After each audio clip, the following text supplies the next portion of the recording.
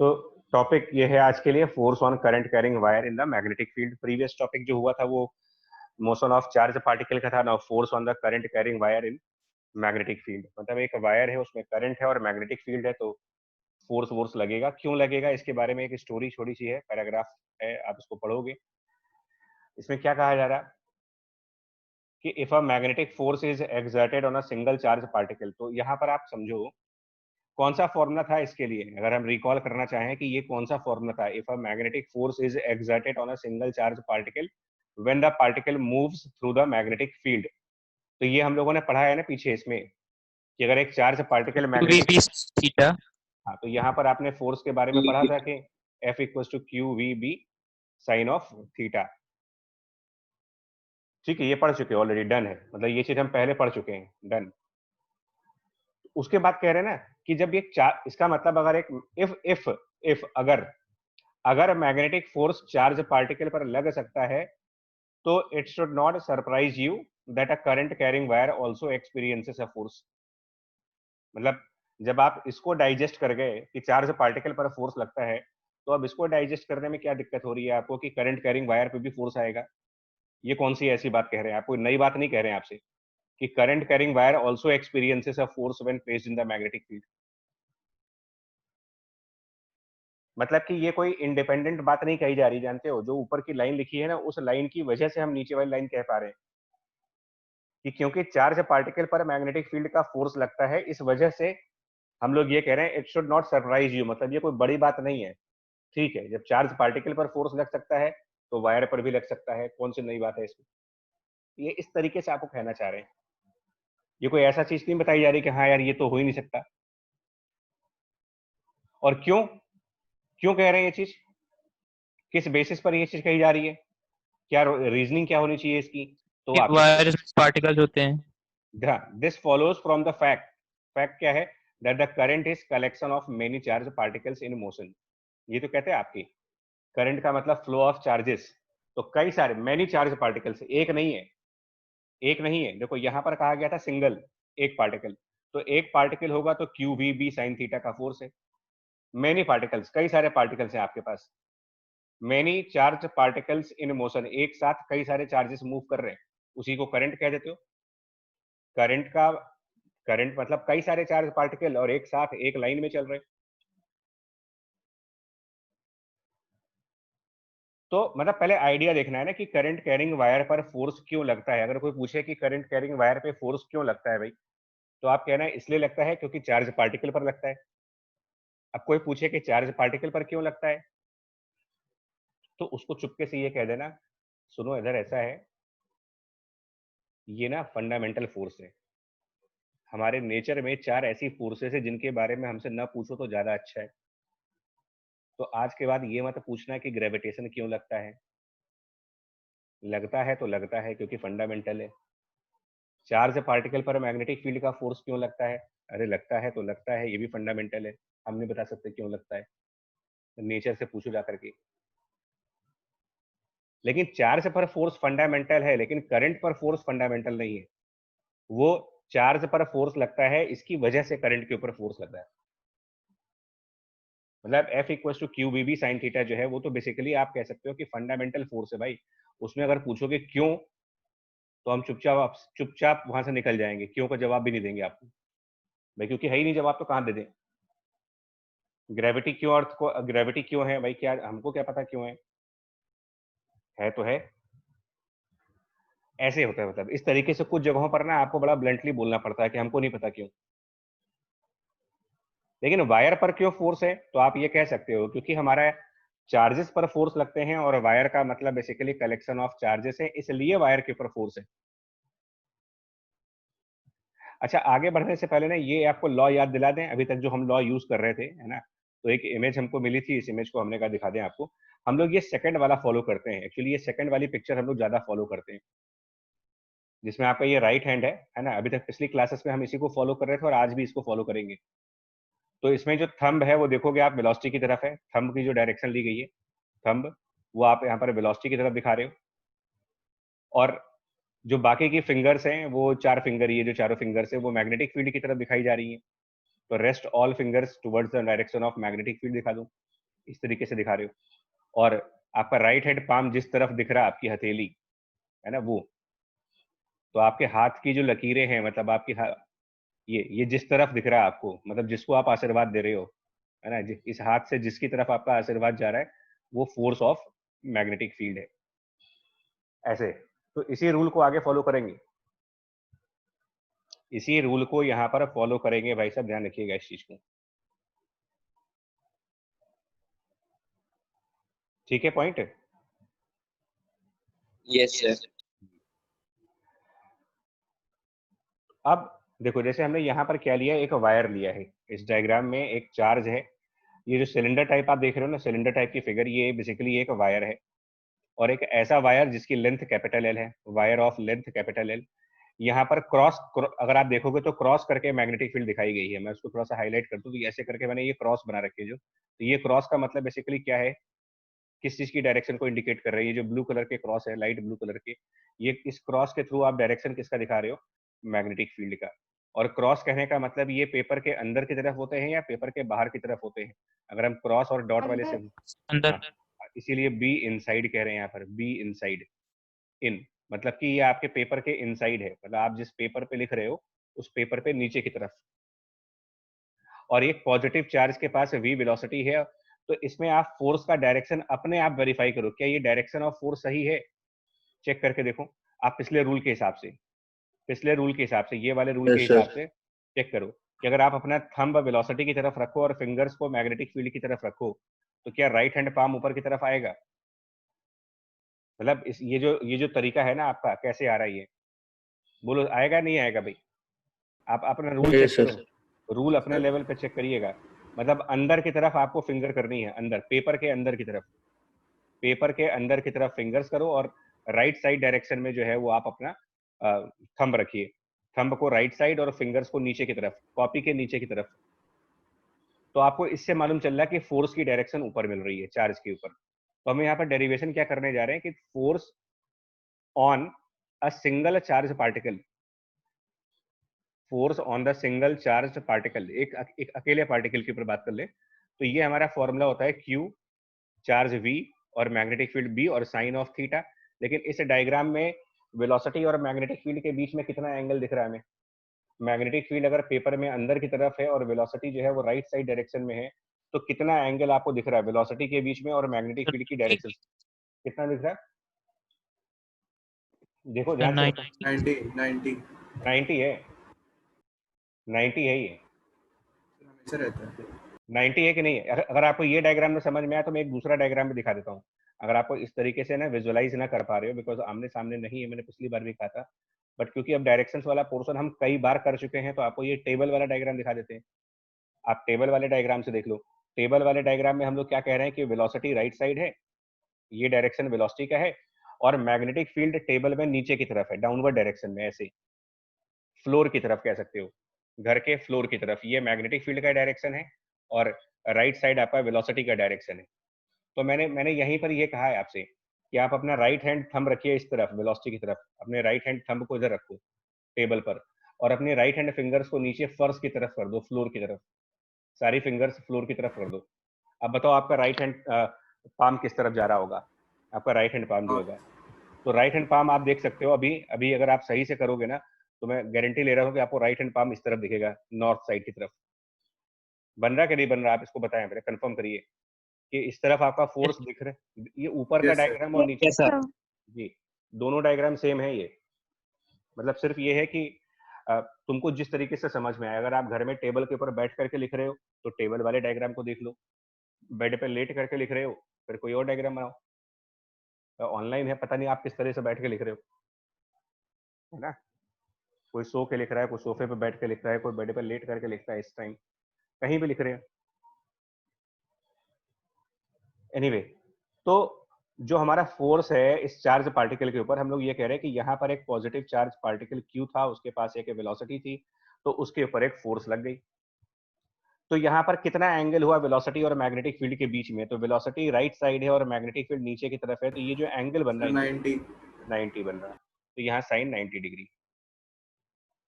ठीक है, ये साइन 90 डिग्री। ये सिंगल पार्टिकल है, लेकिन इकलौता पार्टिकल। अब ऐसा तो है नहीं कि वायर में सिर्फ एक पार्टिकल होगा। तो ये जो वायर है ना, इसका ये हम कैपिटल ए क्रॉस सेक्शन मान रहे हैं। मतलब एक्चुअल में ये वायर सिलेंडर के फॉर्म में है, रियलिटी में ये सिलेंडर है। तो हम ये मानते हैं कि इसका क्रॉस सेक्शनल एरिया जो है वो एन है सिलेंडर का। अब आप यहाँ पर देखते जाना, हम कुछ चीजें स्पेसिफाई करेंगे। क्रॉस सेक्शनल एरिया आप मान लो कैपिटल ए। उसके अलावा हम क्या मानते हैं कि जो डेंसिटी ऑफ चार्जेस है, डेंसिटी ऑफ चार्जेस मतलब डेंसिटी ऑफ चार्जेस का मतलब होता है number of charge particles, number of charge particles पर मीटर क्यूब। एक मीटर क्यूब में कितने कितने पार्टिकल मिलेंगे मुझे। डेंसिटी हमेशा वॉल्यूम के हिसाब से होती है ना, डेंसिटी किसी भी चीज के निकालने के लिए वॉल्यूम से डिवाइड करते हैं। तो डेंसिटी ऑफ चार्ज निकालने के लिए हमने क्या किया, total number of charge particle और उसको वॉल्यूम से डिवाइड किया कि एक मीटर क्यूब में कितने चार्ज पार्टिकल होंगे। मान लिया एन, सबने ऐसे स्पेसिफाई कर दिया। तो ये बताओ, सिंगल पार्टिकल का तो आ गया, टोटल कितने पार्टिकल होंगे इस वायर में। इसकी लेंथ कैपिटल एल है। अगर आपसे पूछा जाए कि बताओ टोटल टोटल वॉल्यूम कितना है इस वायर का, टोटल वॉल्यूम ऑफ वायर, अगर एरिया पता है और एल एन लेंथ और एरिया का प्रोडक्ट होगा ये टोटल वॉल्यूम। वॉल्यूम किसी भी वायर का निकालने के लिए क्या लेंथ और एरिया मल्टीप्लाई करके आएगा या नहीं आएगा। अगर एक सिलेंड्रिकल वायर मानते हो तो क्या एरिया और लेंथ को मल्टीप्लाई करके वॉल्यूम आता है। Yes sir. ठीक है। और अगर हमारा एक मीटर क्यूब के अंदर एन पार्टिकल्स हैं तो टोटल नंबर ऑफ पार्टिकल्स कितने होंगे, टोटल नंबर ऑफ पार्टिकल्स इस पूरे वायर में कितने हैं। Total number of particles in the wire अगर हम कैलकुलेट करना चाहें तो ये, अगर आप ये कह रहे हो कि एक मीटर क्यूब के अंदर एन पार्टिकल्स हैं एक मीटर क्यूब में और total volume L A metre cube में आएगा, तो टोटल वॉल्यूम में कितने पार्टिकल्स होंगे। जबकि एक मीटर क्यूब में एन है तो नॉर्मली यूनिटरी मेथड लगा देंगे और N multiplied by L A हो जाएगा, राइट। इतने हो जाएंगे total number of particles. Yes no करते रहिए भैया आप लोग थोड़ा सा, क्योंकि ना यस कम्युनिकेशन होनी चाहिए। यस और नो बाद में नहीं हो पाएगा ना कुछ। तो टोटल नंबर ऑफ पार्टिकल्स आ गए। सिंगल पार्टिकल पर इतना फोर्स लग रहा है, एक पार्टिकल पर इतना फोर्स है और हमारे पास इतने नंबर ऑफ पार्टिकल्स मिल गए। तो यही मैंने पीछे स्टेटमेंट लिखा है आपसे, यही स्टेटमेंट लिखा हुआ है कि this follows from the fact that current is collection of many charged particles, hence the resultant force exerted by field on the wire is sum of individual forces exerted on all charged particles making up the current। जितने particles उसमें हैं उन सबका force को add कर दो आप। तो यही प्रिंसिपल यहाँ पर फॉलो करने जा रहे हैं यार, कि अगर आपको फोर्स ऑन वायर पूछा जाए तो क्या करना चाहिए, फोर्स ऑन द वायर। तो इसको कहने के लिए मैं आपसे ये कह रहा हूँ कि फोर्स ऑन वायर निकालने के लिए फोर्स ऑन सिंगल पार्टिकल निकाल चुके हैं और उसको टोटल नंबर ऑफ पार्टिकल से मल्टीप्लाई कर दो, multiplied by total number of particles in the wire. इससे आपको मालूम चल जाएगा कि पूरे वायर पे कितना फोर्स है और कितना आएगा इसकी वैल्यू। अगर हम लोग थोड़ा सा और एक स्टेप बढ़ा लें इसमें, कितना आ जाएगा आंसर। टोटल सिंगल पार्टिकल का फोर्स हमारा क्यू वी बी है और टोटल नंबर ऑफ पार्टिकल्स को मल्टीप्लाई करेंगे तो ये एन एल ए है। लेकिन अगर हम फर्स्ट चैप्टर जो करंट वाला था, अगर आप चैप्टर करंट को याद करो तो एक रिलेशन हुआ करता था वहां पर। चैप्टर अगर आप करंट वाला याद करें तो एक फॉर्मूला डिस्कस हुआ था वहां पर। अब मुझे, हालांकि बहुत पुराना चैप्टर है तो उम्मीद तो कम है, लेकिन फिर भी कि वहां पर एक रिलेशन कुछ ऐसा आया था, I equal to I is equal to NQAV N Q A V. V। याद करो आप, ये चैप्टर करंट वाले में था यार, है ना। Yes sir. तो यही चीज यहाँ पर आ रही, देखो N Q A V. Current electricity chapter को से रेफरेंस लो तो ये चार symbol N Q A V इनको मिला देते हैं तो क्या बन जाएगा ये, इनको मिलाने के बाद क्या बन जाएगा ये सर आई आई। उसके बाद बचा क्या उसमें, और इन चार सिंबल्स के अलावा क्या क्या रह गया उसमें, एल बन गया So TCL। I L B. तो ये हमारा फोर्स का फॉर्मूला हो जाता है आई एल बी। वायर के ऊपर फोर्स आई एल बी से निकालते हैं। डेरिवेशन तुम्हारे सिलेबस में नहीं है, मैं बता रहा हूँ। अगर आप स्कूल की बुक देखोगे तो वहां पर डिराइव नहीं किया गया इसको, बस सीधा लिखा गया है कि एक वायर के ऊपर फोर्स निकालने के लिए आप उसका फॉर्मूला क्या लगाते हो, आई एल बी। एक्चुअल में आई एल बी के आगे साइन थीटा भी होना चाहिए था। जानते हो क्यों साइन थीटा होना चाहिए था, आपको समझ में आ रहा है? क्योंकि हमने हमने एक स्पेशल केस ले लिया है जहां पर साइन 90 बन चुका था, हमारा स्पेशल केस चल रहा था। अदरवाइज जो ये क्यू वी बी देख रहे हो वो एक्चुअल में एक्चुअल फॉर्मूला क्या है? Q V B sine theta. तो हमारे पास क्योंकि साइन 90 वाला केस था जिसकी वैल्यू 1 हो गई थी, इसलिए मेरे फाइनल आंसर में साइन साइन थीटा का टर्म नहीं आ रहा। ये बात समझ रहे हो मैं क्या कहना चाह रहा हूँ यार? कि actual main formula I L B बनना चाहिए या I L B sine theta बनना चाहिए, अगर हम रियल फॉर्मूले की बात करें रियलिटी में, साइन क्योंकि थीटा। साइन थीटा होगा ना। क्योंकि अभी जो डेरिवेशन हम कर रहे हैं ना वो सिंपल डेरिवेशन कर रहे हो। सिंपल डेरिवेशन में हमने ये माना है कि वेलोसिटी और मैग्नेटिक फील्ड 90 डिग्री पे है, लेकिन अगर ये 90 की बजाय 60 डिग्री होता, मान लो 30 डिग्री होता, तो आपका पहला स्टेप, जो पहला स्टेप है वहीं पर चेंज आता। आप यहाँ साइन 90 लिखने की बजाय साइन 30 डिग्री कर रहे होते, तो आखिरी स्टेप पर भी तो साइन 30 आता, यहाँ पर भी साइन 30 की वैल्यू बन रही होती। यानी कि क्या कह दिया जाए आप बताओ? क्या जनरलाइज में क्या कहोगे आप कि force on current carrying wire का मेन फॉर्मूला क्या होना चाहिए? Force on current carrying wire का फॉर्मूला अगर जनरलाइज वे में कहा जाए तो is it I L B, और आई एल बी के आगे भी कुछ होना चाहिए? तो हम लोग सर क्या, साइन आगे कुछ थीटा। होगा साइन थीटा। हाँ हाँ, ये ध्यान रखना, ये जनरलाइज फॉर्मूला है, ये जनरलाइज फॉर्मूला है। लेकिन अब थीटा क्या होगा इसमें? क्योंकि जब कोई फॉर्मूला पढ़ते हैं तो फॉर्मूले के साथ उसके बारे में सब कुछ पता होना चाहिए। तो थीटा क्या है? तो थीटा है एंगल, ऑब्वियसली किनके बीच में? तो बिटवीन, बिटवीन एंगल होगा बिटवीन किसके बीच में? तो डायरेक्शन ऑफ करंट सर के बीच। करंट और मैग्नेटिक फील्ड। हाँ जी, direction of I and direction of magnetic field इनके बीच का है। अच्छा, एक और चीज आपको बताना चाहेंगे कि ये जो फॉर्मूला आप पढ़ते हो ये बेसिकली तभी काम करता है, मतलब क्लास 10th में तो प्रॉब्लम नहीं आएगी, क्लास 12th में दिक्कत आती है। ये फॉर्मूला तब काम करता है जब मैग्नेटिक फील्ड यूनिफॉर्म हो। अब यूनिफॉर्म मैग्नेटिक फील्ड का मतलब क्या होता है भाई? तो यूनिफॉर्म मैग्नेटिक फील्ड का मतलब तो आपको टेम्परेरी मैंने पहले भी बताया है और फिर समझा देते हैं। Sir straight magnetic field line sir.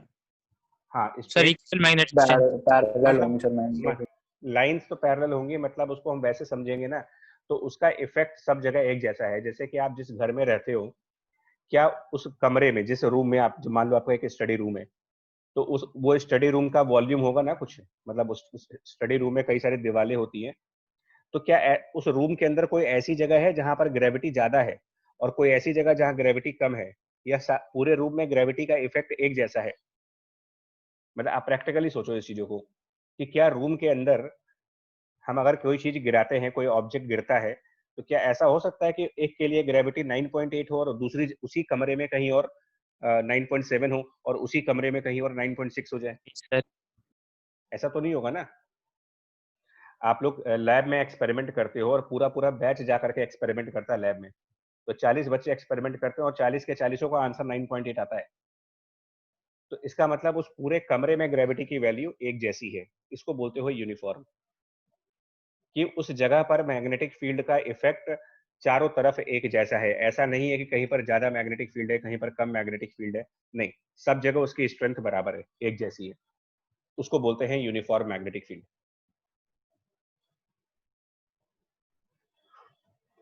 ये हमारा फॉर्मूला हो गया मेन। अच्छा, लेकिन अब ये फॉर्मूला है तो इसमें क्वेश्चन एक और भी है, एक और पॉइंट आएगा। अब ये सब आपके थोड़ा सा हायर लेवल पे जा रहा हूँ। ये बताओ कि ये जो डिस्कशन हम कर रहे हैं ना, ये डिस्कशन में वायर हम लोगों ने कैसा लिया है? बिकॉज वायर तो अगर हम घर में देखें तो वायर कभी कभी सीधे होते हैं, कभी कभी वायर सर्कुलर फॉर्म के भी होते हैं, वायर तो किसी भी शेप के आ सकते हैं। तो ये फॉर्मूला किस टाइप के वायर्स के लिए है? मतलब ये जो वायर है इसके बारे में क्या कहोगे? ये कर्व वायर होना चाहिए या फिर स्ट्रेट वायर होना चाहिए? स्ट्रेट। जी, तो ये करंट कैरिंग वायर में फॉर स्ट्रेट वायर कह रहा हूं आपसे, सीधा वायर होना चाहिए, स्ट्रेट वायर। तो फिर किसी ने पूछा कि भाई ऐसा क्यों, क्या हो जाएगा? What if wire is non straight, यानी wire is like circle, semi circle, तो क्या हो जाएगा? क्या फोर्स हम नहीं निकाल पाएंगे उसमें? क्या ये फॉर्मूला वहां काम नहीं करेगा अगर हम वायर को सेमी सर्कल फॉर्म में ले लें? तो मैंने कहा नहीं करेगा काम। सर कैलकुलस यूज करना पड़ा। नहीं, कैलकुलस नहीं यूज करना पड़ेगा। देखो क्यों नहीं तो करना हर पड़ेगा, पॉइंट पे चेंज हो जाएगा थीटा की वैल्यू से। समझा रहे हैं, अभी समझा रहे हैं, अभी आपको समझाते हैं। देखो क्या होगा, क्यों नहीं होगा। डायरेक्शन चेंज होगी। किस चीज की, किस चीज की? सर करंट की और बी की, हाँ, मैग्नेटिक फील्ड। समझ, ए और बी की से थीटा बिल्कुल की बिल्कुल वैल्यू चेंज बिल्कुल होगी। बिल्कुल बिल्कुल, कैलकुलस लगाएंगे नहीं, लेकिन ये पॉइंट आपने सही पकड़ लिया कि अगर वायर सर्कल के फॉर्म में चल रहा है और उसमें करंट आई फ्लो करे, मान लो ऐसे, सपोज करो ऐसे करंट है, और हम ये मान लेते हैं कि मैग्नेटिक फील्ड की डायरेक्शन राइट साइड है, मान लेते हैं कि जो मैग्नेटिक फील्ड है वो राइट साइड डायरेक्शन में है। जस्ट आपको समझाने के लिए ले रहा हूँ यार, है ना, आपको ये पॉइंट समझाने के लिए मैं मैग्नेटिक फील्ड को राइट साइड डायरेक्शन में मान लेता हूँ। अब आप बताओ मुझे, अगर हम इस तरीके की मैग्नेटिक फील्ड लेते हैं तो प्रॉब्लम क्या आने वाली है। देखो, हम वायर को पॉइंट पी से स्टार्ट करेंगे कि सपोज ये वायर पॉइंट पी है, उसके बाद यहाँ पर वायर का क्यू पॉइंट है, यहाँ पर वायर का आर पॉइंट है, यहाँ पर एस पॉइंट है, यहाँ पर ए पॉइंट है, यहाँ पर सी पॉइंट है, रैंडमली नाम ले लिया मैंने। तो पॉइंट पी पर जो करंट होगा वो तो टेंजेंट के अलावा होगा, करंट की डायरेक्शन पॉइंट पी पर ऐसे जा रही है, ये डायरेक्शन ऑफ करंट है। पॉइंट क्यू पर करंट की डायरेक्शन ऐसे हो जाएगी, पॉइंट आर पर करंट की डायरेक्शन ऐसे हो जाएगी, पॉइंट एस पर करंट की डायरेक्शन नीचे हो जाएगी, पॉइंट ए पर इधर करंट है, पॉइंट सी पर इधर करंट है। तो क्या करंट और मैग्नेटिक फील्ड के बीच का जो एंगल है वो सब जगह मेंटेन है? आप बताओ देख करके। पॉइंट पी पर जो डायरेक्शन ऑफ करंट और डायरेक्शन ऑफ मैग्नेटिक फील्ड है उनके बीच का एंगल देखो, पॉइंट क्यू पर एंगल देखो, पॉइंट आर पर एंगल देखो, पॉइंट एस पर एंगल देखो। क्या ये एंगल थीटा कांस्टेंट चल रहा है या जगह जगह बदल रहा है ये? बदल रहा है। हाँ, तो फिर प्रॉब्लम क्या आएगी कि आप कौन सा थीटा लोगे फिर यहाँ पर, ILB sin थीटा में थीटा कौन सा लोगे? क्योंकि अगर वायर स्ट्रेट होगा तो ये प्रॉब्लम नहीं आएगी। देखो, अगर वायर स्ट्रेट है ना, कोई सीधा वायर है, बिल्कुल स्ट्रेट वायर, स्ट्रेट लाइन, मान लो कोई वायर ऐसे है सीधा और उसमें करंट जारी आई, तो इस वायर में प्रॉब्लम थोड़ी आएगी आप, क्योंकि इस वायर में कोई भी पॉइंट देख लो, इस वायर में आप यहाँ पर एंगल देख लो, आगे एंगल देख लो और आगे एंगल देख लो, क्या ये सब बराबर एंगल नहीं है? क्या ये बराबर एंगल नहीं? बताओ। अगर अगर वायर सीधा है तो उस वायर में कोई कहीं पर भी देख लो, उस वायर के किसी भी पॉइंट पर करंट की डायरेक्शन में और मैग्नेटिक फील्ड के बीच का एंगल देख लो आप। किसी और पॉइंट पर करंट की डायरेक्शन मैग्नेटिक फील्ड का एंगल देख लो, किसी और पॉइंट पर करंट की डायरेक्शन मैग्नेटिक फील्ड का एंगल देख लो, थीटा कांस्टेंट चल रहा है, यूनिफॉर्म चल रहा है। लेकिन ये सिचुएशन ना नॉन स्ट्रेट वायर्स में तो नहीं आने वाली है। इसलिए हम क्या कहते हैं कि ये जो फॉर्मूला आप पढ़ते हो ILB sin थीटा, ये सिर्फ और सिर्फ किस टाइप के वायर्स के लिए काम करेगा? तो आंसर है सिर्फ और सिर्फ उन वायर्स के लिए काम करेगा जो वायर्स पूरी तरीके से लीनियर हो, मतलब स्ट्रेट वायर्स हो। अगर वायर लीनियर नहीं है, सर्किल है, पैराबोला है या किसी भी तरीके का कर्व है, तो हमें कुछ और जुगाड़ करना पड़ेगा वहां पर। हम इस फॉर्मूले से आंसर नहीं लाएंगे, हमें फॉर्मूला बदलना पड़ता है। पहले ये पॉइंट समझ में आ गया, डिफिकल्टी क्या, मतलब इश्यू क्या है यहाँ पर, मतलब वो, मतलब कर्व वायर के साथ आपका कंसर्न क्या है, मतलब इश्यू विद करंट वायर क्या है, विद कर्व वायर। आपको प्रॉब्लम समझ में आई कि क्या प्रॉब्लम है उसमें? तो बोलो भाई, ये आपको प्रॉब्लम समझ में आ रहा है कि क्यों नहीं लगा पा रहे हो आप, प्रॉब्लम कहाँ खड़ी हो रही है? तो यस सर। तो क्या इश्यू बन रहा है आपका, मतलब क्या क्या किस बात की वजह से, किस रीजन की वजह से फॉर्मूला नहीं लगा पा रहे? तो थीटा की वैल्यू वेरिएबल है। थीटा की वैल्यू वेरिएबल है, तो फिर अब इसी को रिजॉल्व कैसे करें? भाई कोई प्रॉब्लम हो गई, कोई लफड़ा हो गया, तो लफड़ा खत्म भी तो करोगे, लड़ाई झगड़ा हो गया तो उसको सर खत्म भी करो। न्यूटन जी का कैलकुलस, न्यूटन जी का कैलकुलस। न्यूटन बाबा का कैलकुलस नहीं, नहीं कैलकुलस नहीं आएगा बच्चा। एक जानते हो इस फिजिक्स में ये तो खास बात है कि मैकेनिक्स खत्म, कैलकुलस खत्म। ये रियल सर फिजिक्स। हम लोग फोर्स एक पर्टिकुलर पॉइंट पे निकालेंगे। नहीं नहीं, वो नहीं, हम बता रहे हैं, इसका तरीका बता रहे हैं आपको। एक्चुअली इसमें कई सारे रूल्स आने हैं, वेक्टर वेक्टर के कई सारे रूल्स आते हैं। तो अब पता नहीं है आप में से लोगों को वेक्टर्स का कुछ आइडिया है कि नहीं है, लेकिन चलिए मैं आपको ना एक तरीके से समझाने की पूरी कोशिश करूंगा, लेकिन मैं इसको अभी देखते हैं, होल्ड करते हैं कि इसको कैसे, how to resolve, how to fix it, मतलब एक इसी सॉल्व कैसे होगा। अब ये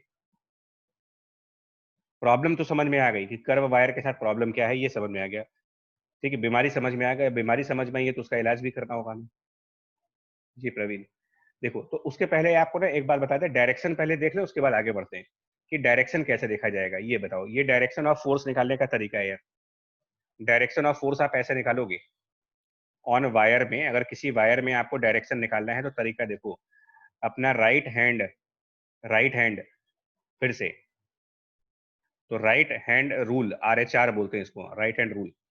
तो आप खुद देखोगे, आपको थंब और अपनी चारों फिंगर्स को पहले तो 90 डिग्री पे कर दो, मतलब किसी के सामने जैसे हाथ फैलाना नहीं कहते हैं कि किसी के सामने हाथ फैलाओ, तो अपना हाथ फैला लो पूरा, राइट हैंड पूरा फैला लो, चारों उंगलियां एक तरफ, थंब को अलग कर दिया, और थंब को करंट की तरफ कर दिया, जो थंब है उसको करंट की तरफ, फिंगर्स को मैग्नेटिक फील्ड की तरफ,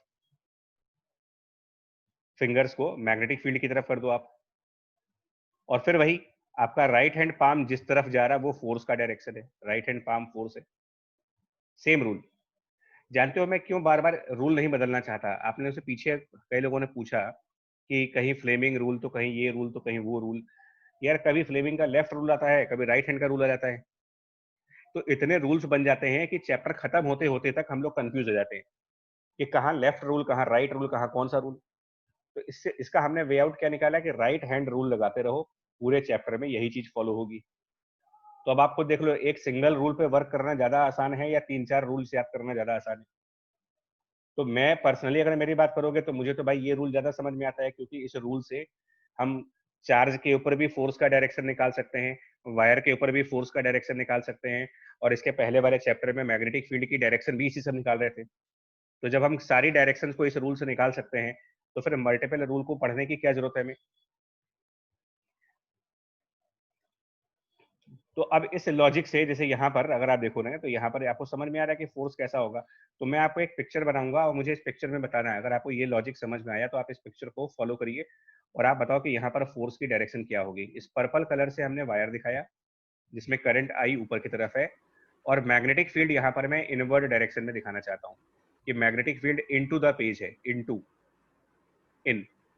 अब आप इसी राइट हैंड रूल को यहाँ लगाओ, हाँ, और आप मुझे बताओ कि फोर्स इस वायर पे फोर्स किधर आएगा। आप इस राइट हैंड रूल को फॉलो करिए, बताएं। मतलब लेफ्ट। आप लेफ्ट सर, वेस्ट। पूछ रहे हो कि बता रहे हो बच्चे? बता रहे हैं सर। बता रहा लेफ्ट। जी, जिधर करंट है उधर थंब, मैं फिर बोल रहा हूँ आपको, करंट की तरफ थंब। अब मैं यहाँ पर रख नहीं सकता, मेरी प्रॉब्लम सिर्फ इतनी है, मैं चाहता तो हूँ कि दिखाऊं आपको, और ऐसे अंदर की तरफ फिंगर्स। अब आप देख लो कि राइट हैंड पाम किधर जाएगा आपका। अगर थंब ऊपर है और फिंगर अंदर की तरफ है तो आपका राइट हैंड पाम, आपका जो ये राइट हैंड पाम है वो किस तरफ फेस कर रहा होगा? ये लेफ्ट साइड को फेस करेगा या राइट साइड को फेस करेगा? दिखेगा किस तरफ से ये? बाकी सब बताएं, बाकी लोग आंसर कर दे फोर्स के बारे में, फिर बोलता हूँ मैं आपको। जितने भी लोग हैं वो सब कंफर्म कर दो, अगर किसी को डाउट है तो बता दो, नहीं तो फिर आप, क्योंकि फोर्स देखना नहीं समझ में आया तो मैंने पहले भी कहा था कि चैप्टर बेकार हो जाएगा हमारे लिए। क्या इस पर फोर्स लेफ्ट आएगा? आप लोग इस बात से एग्री करते हो कि यस यस सर। सब लोग एग्री कर रहे हैं इस बात से? क्योंकि ऑनेस्टी से Yes, बताना, sir. बिल्कुल बिल्कुल ऑनेस्ट होकर के बताइएगा, Yes, क्योंकि अल्टीमेटली क्वेश्चन तुमको अकेले करना है, मिलके नहीं करना है। और मैं फिर कह रहा हूँ, अच्छा मैं तो पूरी ईमानदारी से पढ़ा रहा हूँ, मैं तो ये मान के पढ़ा रहा हूँ कि क्लास 12th में तुम्हें प्रॉब्लम ही नहीं होगी। क्लास 12th का मैक्सिमम पोर्शन तो आप कवर कर चुके। चलिए मान लेते हैं आपकी आंसर सही है, ठीक है, लेफ्ट साइड है, बिल्कुल सही बात है, चलो ठीक है। तो इस रूल को फॉलो करेंगे। अब इस रूल को फॉलो करने के लिए हम क्या करना चाह रहे हैं, देखो मैं एक और एग्जांपल लेने जा रहा हूँ। अब मैं यहाँ पर 2 वायर्स चूज करूंगा और थोड़े से एंगल पर, एक वायर ऐसे और एक और वायर ऐसे, मतलब वी शेप का, वी शेप में 2 वायर्स हैं, है ना, उल्टा वी, मतलब इन्वर्टेड वी टाइप का है, और इसमें हमने 2 वायर्स लिए और इसमें हमने इस वायर में कुछ करंट फ्लो हो रहा और उसके बाद इधर वाले वायर में भी करंट आ रहा। तो आप इसको करंट कह दो PQR। PQR ये वायर है, PQR वायर है। जो PQ है वो L लेंथ का है, PQ जो है वो L लेंथ है, और QR भी L लेंथ है। मतलब कि ये दे रखा है आपको PQ बराबर QR बराबर L, छोटा L। और मैग्नेटिक फील्ड जो है वो इस क्वेश्चन में, इस पर्टिकुलर क्वेश्चन में मैग्नेटिक फील्ड की जो डायरेक्शन है वो वापस इनटू है, into magnetic field be inside है। और ये जो आप PQ देख रहे हो ये हॉरिजेंटल लाइन से कोई एंगल बना रहा है, मान लो 45 डिग्री का, मतलब कुल मिलाकर के यहाँ पर 90 डिग्री एंगल बन रहा है। अब मैं आपसे क्वेश्चन ये पूछूंगा, ध्यान से बताना मुझे सबसे पहले तो आप ये बताओ कि फोर्स PQ पर कितना होगा, फोर्स PQ के ऊपर मैग्नीट्यूड कितना होगा और डायरेक्शन कितना होगा। तो सबसे पहले आप ये देखो, मैग्नीट्यूड निकालने के लिए ILB साइन थीटा। नंबर 1, क्या PQ स्ट्रेट वायर है? आप ये बताओ, क्या PQ स्ट्रेट वायर है या नहीं है? हाँ सर। Yes sir. है। तो इसका मतलब हम फॉर्मूला लगा सकते हैं, फॉर्मूला Yes, लगा sir. सकते हैं। चलिए लगा देते हैं, ILB साइन थीटा। तो I उसकी लेंथ इंटू B। अब साइन थीटा कितना होगा? तो यहाँ लोग गड़बड़ कर जाते हैं, यहाँ पे लोग गड़बड़ कर जाते हैं। सर 90 होगा थीटा की 45 कौन सा लें? हाँ, यही तो मैं पूछ रहा हूँ, यही तो मैं समझाना चाह रहा हूँ कि आप यहाँ गड़बड़ कर देते 7 हैं। by root 2. बच्चा एक मिनट, थीटा किसके बीच का एंगल है? एंगल बिटवीन क्या है वो? टी लेंगे क्योंकि मैग्नेटिक फील्ड नीचे जा रही है और इलेक्ट्रिक करंट हम लोग वैसे ही जा रहा है। तो इसमें किधर हुआ फिर? इसमें आई तो तुम्हारा पेपर पे है। अगर अपनी कॉपी पे लिख रहे हो, अपने नोटबुक पे लिख रहे हो, तो वायर आपके नोटबुक पर है, मतलब आपके कॉपी के पेज पर है, और मैग्नेटिक फील्ड इनटू है। 90 हो, तो कितना एंगल? 90 हो। हाँ बच्चा, अगर आपको ये ना समझ में आए तो ये टेबल वाला डायग्राम समझना है। ये टेबल वाला, ये टेबल वाला डायग्राम, वायर ऐसे रखा है, मैं दिखा देता हूँ आपको। ये ऐसे टेबल के ऊपर ऐसे वायर है वी शेप में, लेकिन मैग्नेटिक फील्ड टेबल के नीचे जा रही है। मैग्नेटिक फील्ड इस टेबल के नीचे की तरफ है, ऐसे अंदर नीचे जा रही है। तो कितना एंगल बनेगा मैग्नेटिक फील्ड और वायर के बीच में? वायर टेबल के 9. ये 90 नहीं बनेगा यहाँ पर। Yes. ILB है। तो ये बच्चा लोग क्या होता है ना, स्टूडेंट कंफ्यूज हो जाते हैं, वो 45 देख करके 45 लगा देते हैं, और बाबा जी का मतलब। चलो, तो यहाँ पर 90।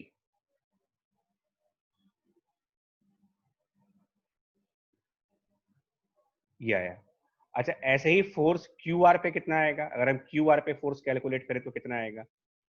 QR पे अगर हम QR के ऊपर निकाले, वो भी सेम होगा, सेम हो सर ILB, लेकिन अब डायरेक्शंस का फर्क होगा।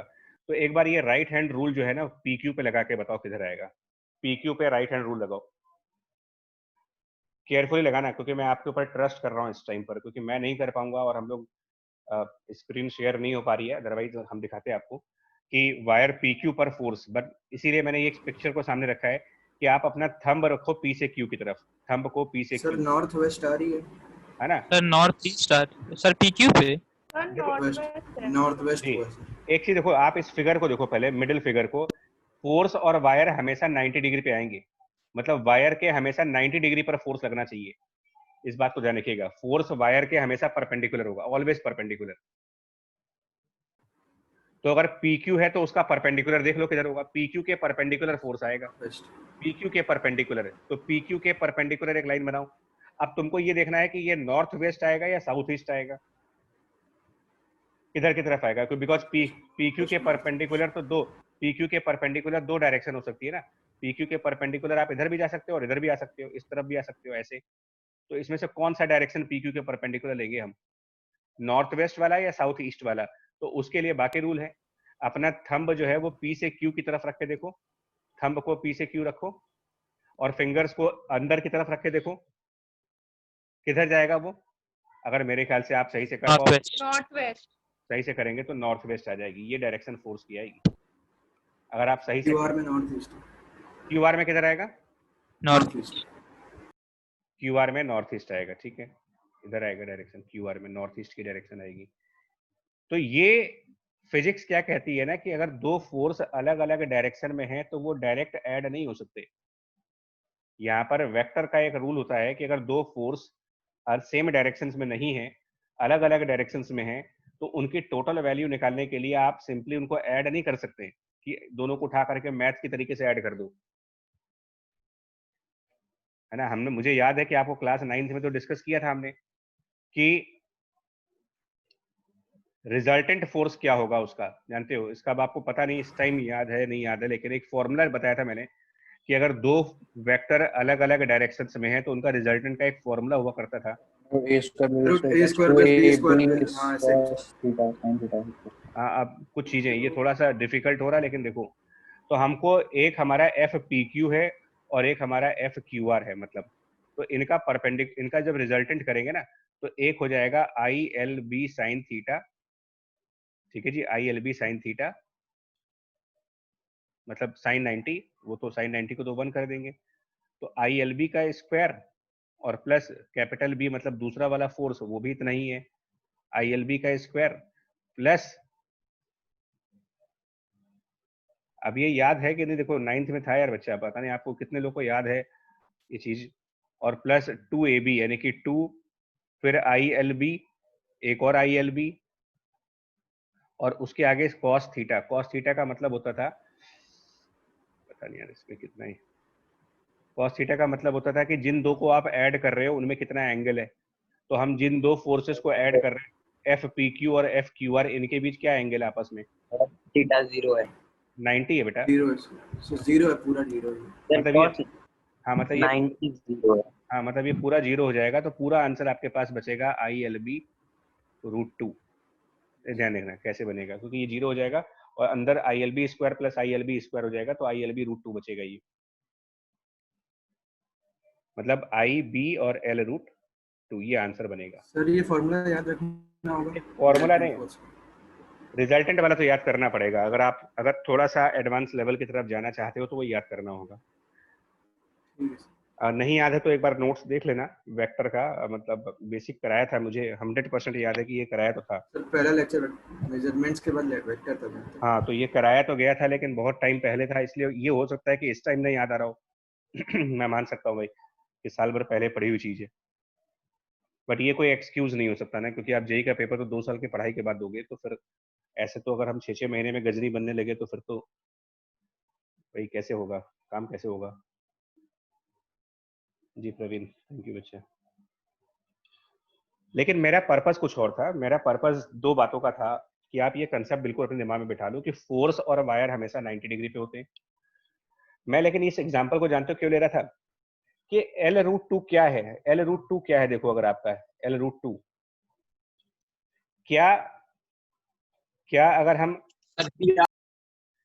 हम P से R तक की डायरेक्ट डिस्टेंस निकालें पाइथागोरस थ्योरम यूज करके, तो कितना आएगा यार? P से R तक की डायरेक्ट डिस्टेंस कितनी आएगी? P से R तक की डायरेक्ट डिस्टेंस आप चेक करो, ये राइट एंगल है, क्या पाइथागोरस थ्योरम से ये L√2 डिस्टेंस नहीं आएगी?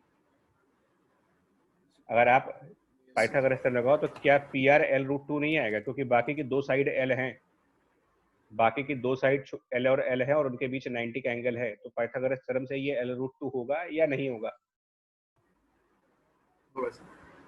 होगा, होगा ये? Yes sir. तो अब बताओ हुआ क्या है कि जब आप P से, देखो हमने क्या किया, हमने P से Q तक एक वायर लिया और फिर Q से R तक दूसरा वायर लिया।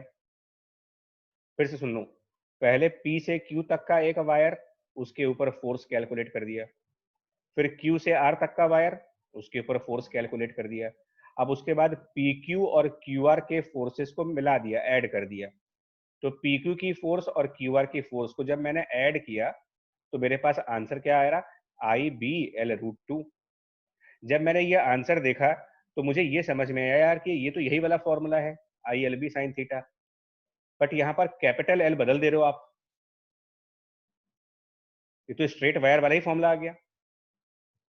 तो हमने कुछ दिमाग दिखाया, हमने कहा यार कुछ तो चल रहा है, कुछ तो गड़बड़ चल रही है यहाँ पर, कुछ ना कुछ अलग हो रहा है यहाँ। क्या हो रहा है देखो, कि जब आप PQ वायर और QR वायर दोनों के फोर्सेस मिला करके निकाल रहे हो, टोटल निकाल रहे हो, PQ की फोर्स और QR की फोर्स को ऐड कर रहे हो पैरेललोग्राम लॉ से, वेक्टर के लॉ से, नॉर्मल एडिशन नहीं होना चाहिए कि 5 + 5 10, फिजिक्स में 5 + 5 0 भी हो सकता है अगर वो वेक्टर है और अपोजिट डायरेक्शन है तो।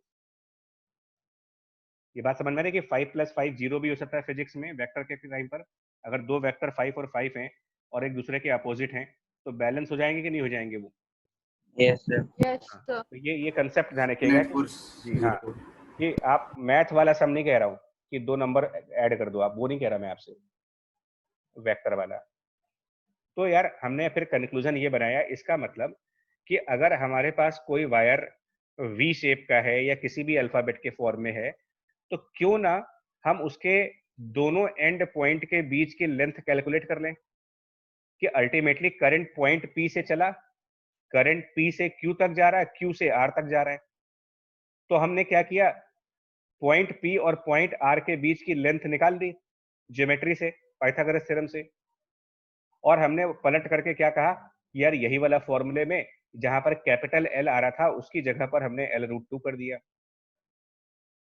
मतलब मैं क्या कहना चाह रहा हूं कि अगर कोई वायर अपना डायरेक्शन बदल दे, मतलब हमने P से Q और Q से R ये पूरा वायर लिया, तो अब आगे हम एक ऑब्जेक्टिव मेथड फॉलो करने जा रहे हैं। ऑब्जेक्टिव मेथड ये करने जा रहे हैं कि हम ये सब कुछ नहीं करेंगे, हम ये सारा स्टेप करेंगे ही नहीं, हम इतनी लंबी चौड़ी वर्किंग नहीं करेंगे, हम इन सारी वर्किंग को हटा देंगे और उसकी जगह क्या कह देंगे, इन सब को हटा करके हम ये कह देंगे कि PQ और QR को मिला करके जितनी फोर्स आएगी उतनी फोर्स हम कैलकुलेट इसी फॉर्मूले से कर लेंगे, ILB sin थीटा से ही। लेकिन वहां पर L की जगह पर हम क्या यूज करेंगे, लेंथ L की जगह हम क्या यूज कर लेंगे, तो हम उस वायर के बिगिनिंग पॉइंट से और एंड पॉइंट के बीच direct distance, a kind of displacement type की बात कर रहा हूं मैं। जैसे आप मोशन करते हो, एक पार्टिकल अगर मोशन करे और मान लो ये ऐसे उल्टा सीधा चल करके ऐसे आ जाए, तो आप इसका डिस्टेंस और डिस्प्लेसमेंट में फर्क डिफरेंशिएट कर सकते हो कि डिस्टेंस क्या है और डिस्प्लेसमेंट क्या है इसमें। अगर मान लो P से Q गए हैं तो डिस्टेंस डिस्प्लेसमेंट किसको कहोगे, PQ like PQ QQ direct. सीधा ना, स्ट्रेट स्ट्रेट। इसी टाइप की चीज मैं कह रहा हूं, इसी टाइप की कि एक्चुअल में करंट कहां से कहां जा रहा है, तो एक्चुअल में करंट P से Q जा रहा है, Q से R जा रहा है, एक्चुअल में PQR। लेकिन मैं कह रहा हूं कि आप इसको डिस्प्लेसमेंट की तरीके से मान लो कि करंट ने डिस्प्लेसमेंट क्या करी, करंट ने चला तो P से Q की तरफ और Q से R की तरफ, लेकिन अगर हम इसको डिस्प्लेसमेंट के काइंड ऑफ डिस्प्लेसमेंट से कंपेयर करें तो डिस्प्लेसमेंट तो P से R तक हुआ ना, तो हम डिस्प्लेसमेंट PR की वैल्यू निकाल लेते हैं L√2, और कैपिटल L की जगह पर इस फॉर्मूले में जो कैपिटल L है उसकी जगह पर वो डिस्प्लेसमेंट ऑफ करंट डाल देंगे, कैपिटल L की जगह डिस्प्लेसमेंट ऑफ करंट। आई बात समझ में क्या कह रहा हूं मैं? प्लेसमेंट में तभी डालेंगे जब 90 डिग्री होगा, नहीं नहीं, ऐसा नहीं है, वायर्स के बीच में 90 डिग्री होगा तभी तो नहीं डालेंगे इसे, नहीं वरना नहीं नहीं, ये तो मैंने एग्जांपल तुमको समझाने के लिए लिया है क्योंकि हमारी लिमिटेशंस है ना, अभी हमें बहुत ज्यादा मैथ आती नहीं है, इस वजह से मैंने 90 का एग्जांपल दिया आपको पाइथागोरस थ्योरम लगवाने के लिए।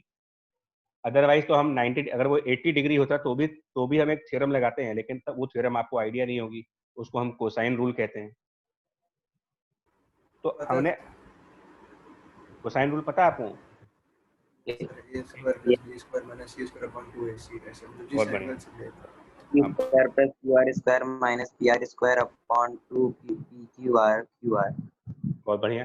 तो बट देखो, अब आप दो लोग को पता नहीं पूरे बैच को आइडिया है कि नहीं है, इसलिए मैंने वो 90 के सर हेमला सर पढ़ाया था, सर ने पढ़ा दिया है, सर ने पढ़ा दिया है। Sine rule cosine rule. तो 90 वाला गेम नहीं है बच्चा। देखो ये 90 से मैंने आपको एग्जांपल दिया है ताकि आपको मैं समझा पाऊं, क्योंकि आप 12th की चीज पढ़ रहे हो इस टाइम, तो मेरे लिए भी डिफिकल्ट है समझा पाना। कोशिश की जा रही है, हम भी कोशिश कर रहे हैं और आप भी कोशिश कर रहे हो, मैं समझाने की और आप समझने की।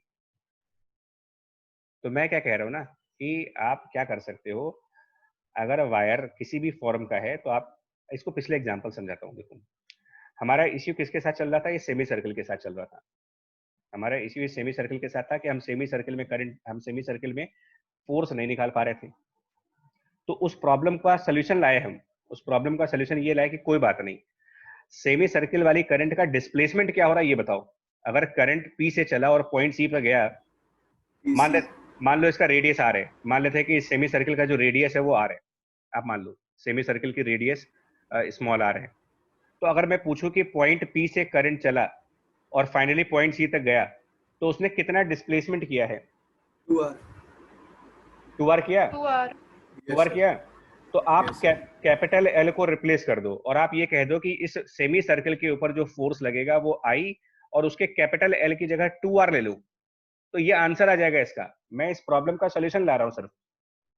मतलब कर्व वायर में हमको वायर की टोटल लेंथ नहीं देखनी है, क्योंकि अगर आप इस वायर की लेंथ निकालोगे ना, अगर आप सेमी सर्कल की लेंथ निकालोगे तो वो तो पाई इंटू आर होगी, हाफ सर्कल पाई आर होगा सरकमफ्रेंस। सर इसके हर एक पॉइंट पे सेम लेंथ होगी, सेम फोर्स होगी, मतलब सेम फोर्स नहीं है, ये रिजल्टेंट आ रहा है तुम्हारा। ये एक अजीब सा लॉजिक है कि देखिए अगर सुनो एक बार सुन लो, अगर वायर स्ट्रेट है फिर तो उसकी टोटल लेंथ आप लो, सीधा वायर है तो उसकी टोटल लेंथ ले लो, स्ट्रेट वायर में टोटल लेंथ। और वह लेकिन अगर वायर स्ट्रेट की बजाय कर्व है, सर्किल है या कुछ और है, तो आप उसकी एक्चुअल लेंथ ना लो, उस वायर की एक्चुअल लेंथ नहीं चाहिए कि वो तो कितना बड़ा तार है वो, हम उस एक्चुअल लेंथ को रिप्लेस किससे कर रहे हैं? उस एक्चुअल लेंथ को आप रिप्लेस कर रहे हो एक वर्चुअल लेंथ से, और वो वर्चुअल लेंथ क्या है? करंट के बिगिनिंग वाले पॉइंट से और करंट के एंड वाले पॉइंट के बीच डायरेक्ट लेंथ देख लो कितनी है, करंट के बिगिनिंग और करंट के एंड के बीच की डायरेक्ट लेंथ। ऐसा करके आपको आंसर मिल जाएगा। अदरवाइज एक्चुअल तरीका तो ये है, इतना लंबा लंबा स्टेप कि पहले वो हम पूरे सेमी सर्कल का रिजल्टेंट फोर्स होगा ना वो। रिजल्टेंट ही तो आ रहा है यहाँ पर, देखो ना इसमें आप L√2 करके क्या निकाल रहे हो, यहाँ पर आप इस लॉजिक समझो यार।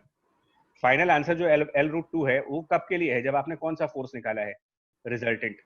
मैं अलग देखो, मेरे पास एक ऑप्शन क्या था, या तो मैं ये करूं कि पहले यहाँ पर फोर्स निकालूं P से Q के बीच, फिर Q से R के बीच, फिर R से S के बीच, फिर S से A के बीच, फिर A से C के बीच, 4-5 जगहों पर फोर्स निकालूं और उन सबको ऐड करूं। तो ये एक लेंदी प्रोसेस हो गया।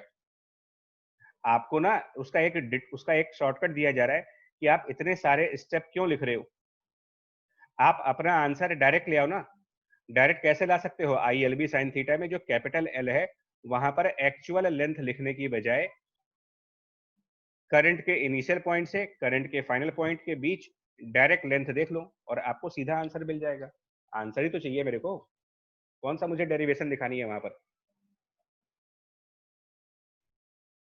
नहीं आई बात समझ में ये वाली? समझ गए।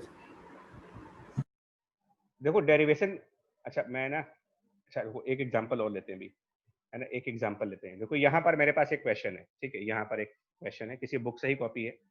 तो देखो आपके पास ये 4 वायर्स हैं, ठीक है, ये ना ये 4 फिगर्स हैं। आप इसको समझो मैं क्या कहना चाह रहा हूँ।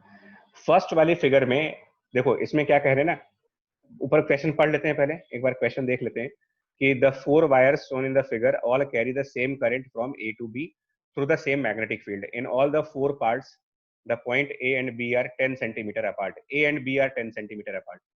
A और B के बीच की डिस्टेंस 10 सेंटीमीटर है। Rank the wires according to the magnitude of force exerted on them from greatest to the least. मतलब हाईएस्ट वैल्यू से स्टार्ट करना है और मिनिमम वैल्यू की तरफ उनकी रैंकिंग देनी है कि कहां पर ज्यादा है कहां पर कम है। तो मेरा पॉइंट पहले सुन लो, उसके बाद हम आएंगे। अगर तो वायर स्ट्रेट है तो आप उसकी टोटल लेंथ यूज करेंगे ILB sin थीटा में, लेकिन अगर वायर कर्व है तो एक्चुअल लेंथ नहीं देखनी है उसकी, आप उसके इनिशियल पॉइंट और फाइनल पॉइंट के बीच डायरेक्ट लेंथ देखेंगे। इस फैक्ट को यूज करके इसका आंसर दो। पहले वाले फिगर में लीस्ट है, ए में हाईएस्ट है। क्या आएगा? इसमें अगर मुझे फोर्स निकालना होगा तो आई, इसकी अगर A से B तक की लेंथ हम ले लेंगे मान लो, और कितनी लेंथ है? A तो मीटर में 0.1 होगा ना वो, मीटर में, और इनटू B और इनटू साइन थीटा। तो बताओ कितना है? करंट कहाँ जा रहा है? Current from A to B, current A से B है। अब बताओ इसमें करंट और मैग्नेटिक फील्ड में, ब्लू कलर से मैग्नेटिक फील्ड दिखाई गई है, ब्लू कलर से, तो कितना एंगल है करंट और मैग्नेटिक फील्ड के बीच? 90 हुआ ना। ये जो ऑरेंज कलर से देख रहे हो वो करंट है और ब्लू कलर वाली मैग्नेटिक फील्ड है। 0.1 IB हो जाएगा, जो भी आएगा। अब B वाले पे आओ, B वाले में यहाँ पर फोर्स तो करंट उतना ही है, A और B इसमें भी 0.1 मीटर पे है क्वेश्चन के हिसाब से, इनटू B। लेकिन यहाँ पर साइन के आगे क्या आएगा? तो यहाँ पर करंट और मैग्नेटिक फील्ड के बीच का एंगल देखो, तो करंट A से B जा रहा है, करंट A से B है और मैग्नेटिक फील्ड इस ब्लू कलर से है, तो करंट में और मैग्नेटिक फील्ड के बीच में क्या एंगल बनेगा? 65 बनेगा यार। 60, हाँ सर 25, ठीक भाई ये डायरेक्शन ऑफ करंट है I से B की तरफ और ऊपर मैग्नेटिक फील्ड है, तो आपको I और B के बीच का एंगल देखना है, तो 90 - 25 करोगे ना। अच्छा तीसरे वाले में क्या होगा? थर्ड वाले में, पहले चौथे वाले में, चौथे वाले में चौथा वाला स्ट्रेट जीरो हो जाएगा, आई साइन इनटू B और साइन। अब इसमें करंट और मैग्नेटिक फील्ड सेम डायरेक्शन में चल रहे हैं, सर B और C दोनों में सेम फोर्स होगा, 0 हो गया। अच्छा इसमें देखो ये कर्व वायर है, इसी को मैं समझाने की कोशिश कर रहा हूँ। मैं कहाँ कह रहा हूँ कि मैं समझा रहा हूँ, मैं तो कोशिश ही कर सकता हूँ भाई। ये कर्व वायर है, तो कर्व वायर में आपको टोटल लेंथ नहीं देखनी है उसकी। कर्व वायर में टोटल लेंथ नहीं देखनी तुम्हें। इसमें फोर्स निकालने के लिए जो आप एल लिखोगे ना, वो ए से बी तक का देखो कि ए से बी तक की लेंथ क्या है। ए और बी के बीच की डायरेक्ट लेंथ देख लो, तो वो डायरेक्ट लेंथ क्या कह रहे हैं, A and B are 10 centimetre apart. यानी यहां पर भी हम क्या रखेंगे, लेंथ 0.1। जबकि ये वायर ज्यादा लेंथ का है। अगर आप देखो तो ये वायर ऐसे कर्व शेप में जा रहा है ना, तो इसकी टोटल लेंथ तो ज्यादा होगी कि नहीं होगी, बताओ। इस वायर की टोटल लेंथ 0.1 मीटर ही होगी क्या ये लेंथ, अगर ए से बी पॉइंट। लेकिन हमको टोटल लेंथ देखनी ही नहीं है, हमको तो लेंथ देखनी है, मतलब एक तरीके से इनिशियल और फाइनल पॉइंट के बीच में क्या डायरेक्ट डिस्टेंस है, डिस्प्लेसमेंट टाइप की चीज, इनटू बी। और यहाँ पर साइन कितना होगा यार, तो ए से बी वाली जो डायरेक्शन है उसमें और मैग्नेटिक फील्ड के बीच में कितना एंगल बन रहा है। तो अब बताओ सबसे सबसे कम फोर्स कहाँ पर है, डी। डी वाला 0 है, साइन 0 है वो। अच्छा उससे ज्यादा फोर्स कहाँ पर है, सर बी और सी में। बी और सी बराबर है, उससे ज्यादा कौन है, सर एम। क्योंकि साइन 90 तो 1 होता है, लेकिन साइन 65 कितना होता है ये तो नहीं मालूम, लेकिन 1 तो नहीं होता, लेस देन 1 होता है ये पता है मुझे। 1 तो नहीं होता, साइन 60 जो होता है वो √3/2 होता है, 1 तो नहीं होता ये। इस तरीके से करना है तुम्हें।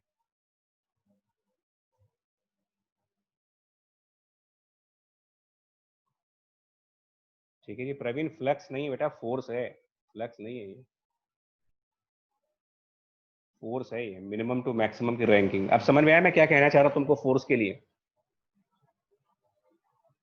बोलो भाई, तुमको बात मेरा मतलब पॉइंट समझ में आया कि मैं आपसे क्या कहना चाह रहा हूँ। Yes sir.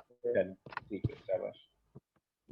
मैं यही आपको कम्युनिकेट करना चाह रहा था, उसको के बारे में समझाना चाह रहा था, अब तो देख लो। ठीक है, प्रीवियस क्वेश्चन में देखो, इसमें आपको आंसर देना है, इसमें फिगर नहीं है बट आपको समझना है इसको।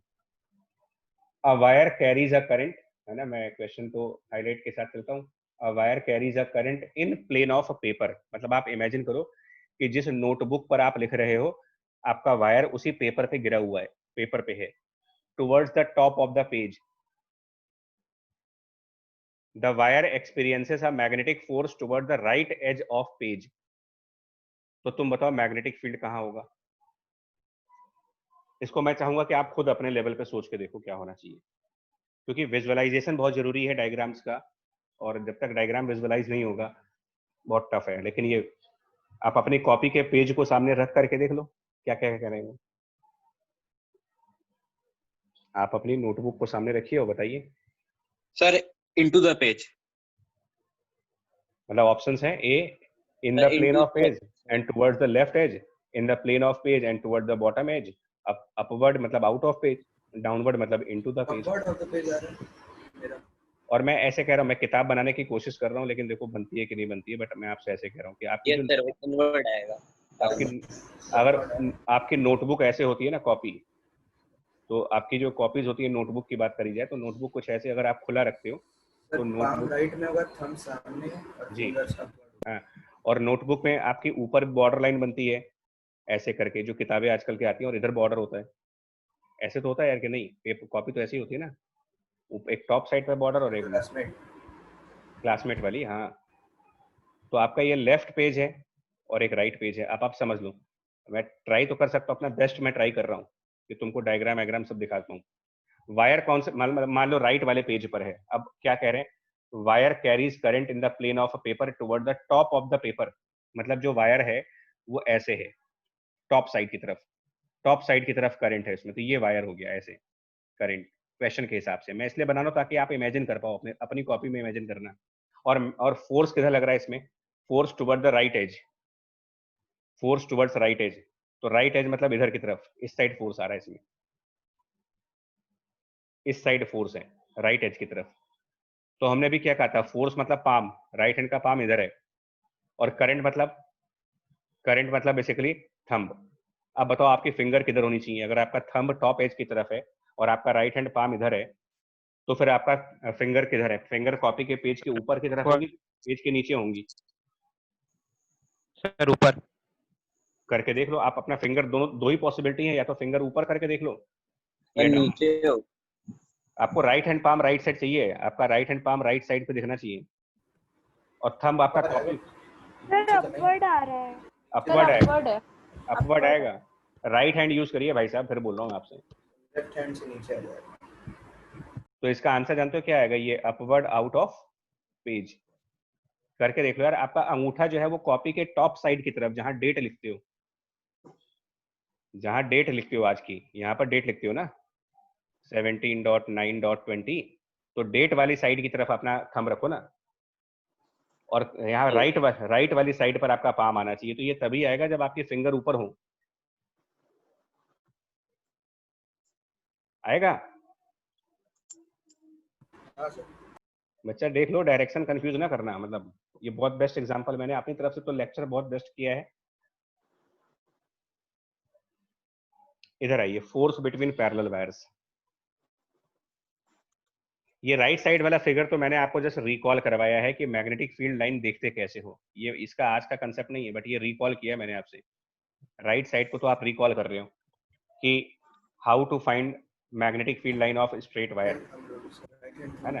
ये बायट सेवर्ट वाला पहले पढ़ा चुके हैं, how to find direction of B. याद आया कुछ आपको ये फिगर देख करके?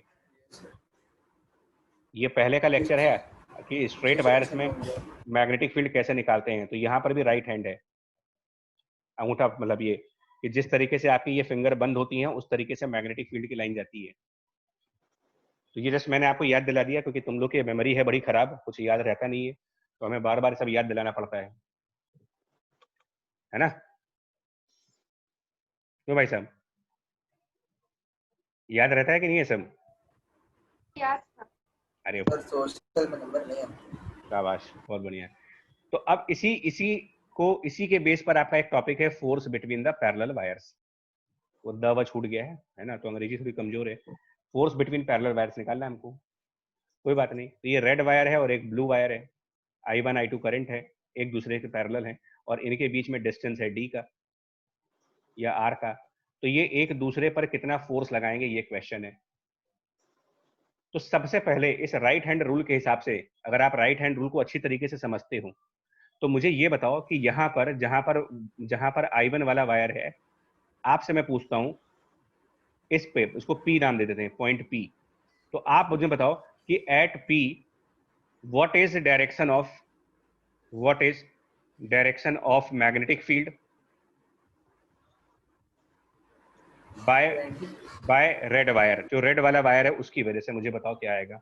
और उसके लिए आप ये इसको रेफर कर सकते हो, इसीलिए मैंने साइड में आपको ना रेफरेंस दिया है कि अगर आपको ना याद आ रहा तो आप साइड वाला रेफरेंस देख लो, इस रेफरेंस को देख लो। मतलब एक तरीके से ओपन बुक टेस्ट करवा रहा हूँ, नकल करके बता दूं कि I2 की मैग्नेटिक फील्ड पॉइंट P पर किधर की तरफ आएगी।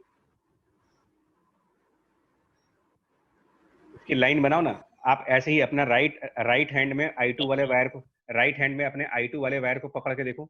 I2 वाले वायर को राइट हैंड में ऐसे पकड़ो जैसे यहाँ फिगर में पकड़ा गया है, उसको पकड़ लो वायर को, और अपना अंगूठा उसके कनेक्ट। नॉर्थ में आएगी। नॉर्थ। नॉर्थ में जाएगा ना पक्का? Yes sir. जी, ये डायरेक्शन होगा मैग्नेटिक फील्ड का। इसी तरीके से साउथ। I1 से भी तो ऐसे ही जाएगा। I1 नहीं से भी नहीं, तो I1 से नहीं देखना बच्चा, सुनो I2 पे सर, I2 पे साउथ नीचे की तरफ। भैया जी एक मिनट देखो। अगर एक वायर पे फोर्स लग रहा तो वो खुद अपने आप नहीं लगा सकता। दुनिया में आज तक ऐसा कभी नहीं हुआ कि किसी ने खुद के ऊपर फोर्स लगा ली हो। आप अपने आप को पुश करके दिखा दो, आप दूसरे को धक्का दे सकते हो, अपने आप को धक्का देके दिखाओ, खुद को धक्का देके दिखाओ मुझे। आप में से जो भी कर सकता है ये काम कर ले, अपने आप को धक्का दो। दोस्त को दे सकते हो धक्का बगल में, उसको धक्का मार के गिरा सकते हो, पुल कर सकते हो, पुश कर सकते हो। अपने आप को कैसे करोगे भाई? आप खुद को कैसे पुल करोगे? करो। अपने एक हाथ से दूसरे हाथ को खींच के दिखाओ और अपना मोशन करके दिखा दो। हो पाएगा? करके देख लो। अपने एक हाथ से दूसरे हाथ को खींचो तो क्या आपकी बॉडी मोशन में चली जाएगी? चलने लगोगे आप? No sir. दूसरे को करो, दूसरे का हाथ पकड़ के खींचो।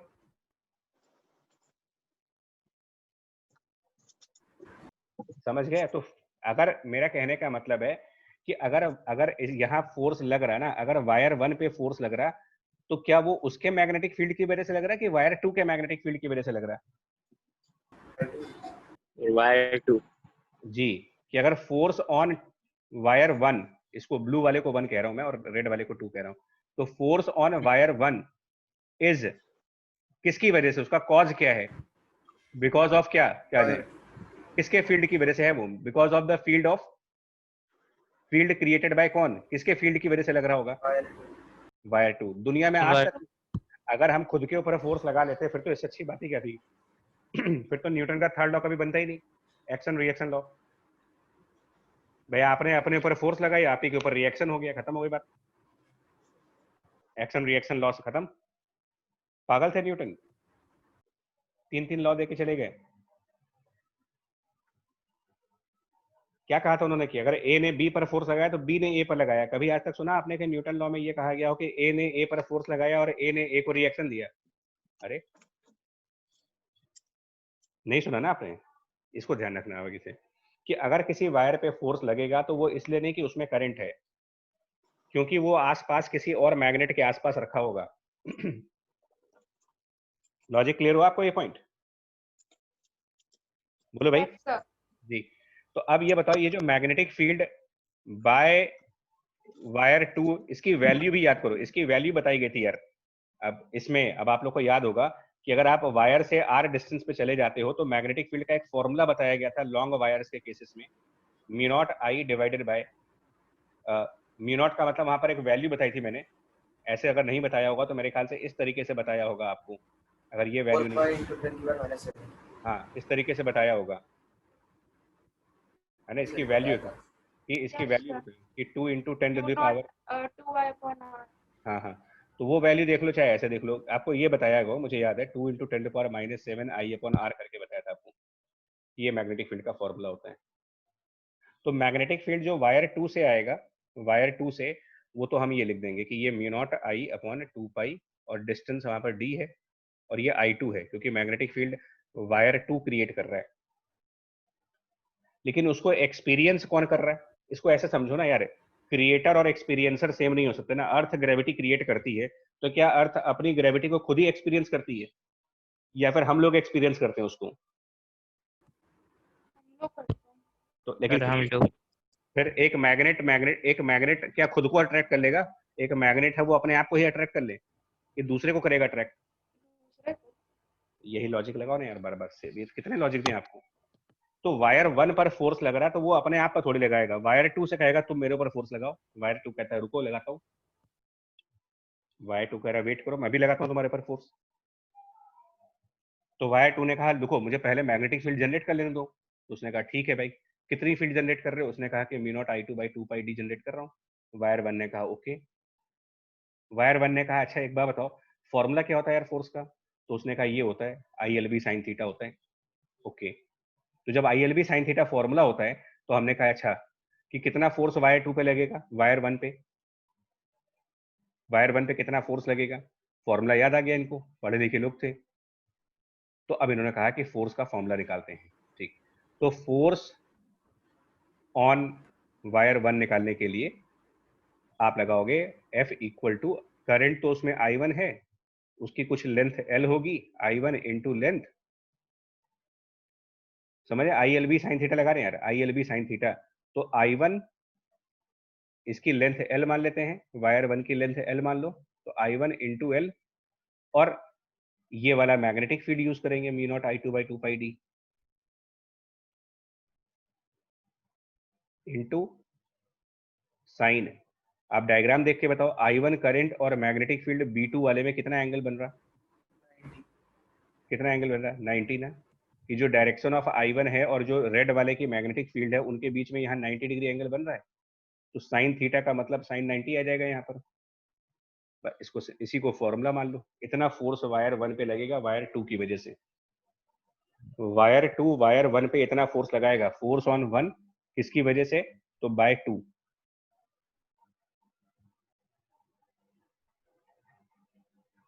कुछ पूछना है तो पूछ लो, आपके लेवल से थोड़ा ऊपर हो गया लेकिन फिर भी पूछो, मैं तो ओपन चैलेंज कर रहा हूँ, पूछो क्या पूछना है बताओ, पूछो। पूछो पूछो भाई, और नहीं पूछना तो क्लियर कर दो कि आगे बढ़ जाए फिर हम लोग। अगर मतलब क्लियर हो गया तो हम आगे बढ़ जाते हैं। बताओ।